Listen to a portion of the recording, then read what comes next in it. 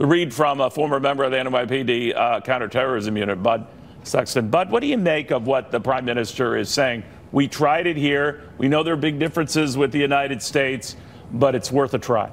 I think the Prime Minister is wrong pretty much across the board. Look, the notion that the Second Amendment has anything to do with hunting or, as he said, dealing with feral animals on the farm has been dispensed with for a long time by anyone who has any familiarity with the Second Amendment. It's about the inherent right of self-defense and also as a possible last-ditch break against tyranny should we need it. And it is a part of our Constitution, as you know. He drew the line, as you know, on these weapons. He said that we don't need that are an extended caffeinated response. What did you make of that? Well, I mean, the constitutional jurisprudence up to this point, and using D.C. v. Heller, I think, as probably the best single exemplar of this, is about common usage. But the big issue you get into, Neil, is whether or not what Australia did would be feasible here and would be effective here. And the answer to both of those questions is most certainly no.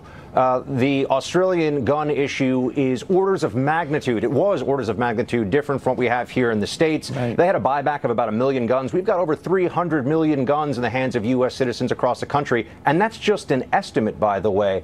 Australia's crime rate, which is often pointed to as one of the successes of this, was already declining. In fact, if you were to look at the trend starting in the 1980s going all the way to present day, there was no change in the trend in the drop in crime in Australia that came after this one terrible incident that spurred the national legislation. In terms of whether it prevents mass shootings in and of itself, there are comparable European countries that have very similar laws, very restrictive laws on guns to Australia that have still had mass shootings. So in the case of Australia, it's really just that was a one-off, an aberrant event. And in terms of their broader crime policies, it doesn't seem to have had the effect that a lot of people on the left pretend that it did and continues to.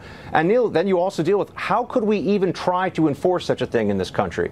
1 million guns taken out of the hands of U.S. citizens wouldn't even begin to put a dent in how many guns there are out there. You're talking about a buyback program of tens of millions, perhaps hundreds of millions of weapons, which, by the way, the American people would resist. Lawful gun owners are not going to say, oh, I agree this time around. The federal government can just give me fair market price for my firearms. So it's a non-starter. The Australia example is used time and again by people who cherry-pick the data, don't understand the historical context, and also don't look at the lack of realism of instituting a similar policy here. Look, Neil, there have been some very good proposals recently, some that I actually support as like raising the age. Would you be open to that?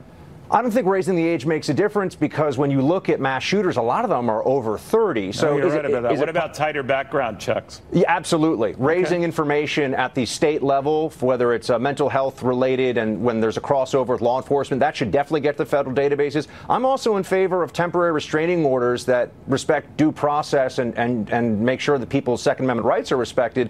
That could be, in a case like we just saw, the one thing that I think might have been able to prevent a shooting that involves law enforcement and the judiciary working together. So there are some good ideas out there. A ban, though, Neil, is a non-starter, and a ban on semi-automatic weapons. Another way of saying that is ban basically all guns in this country, because a vast majority of them are semi-automatic.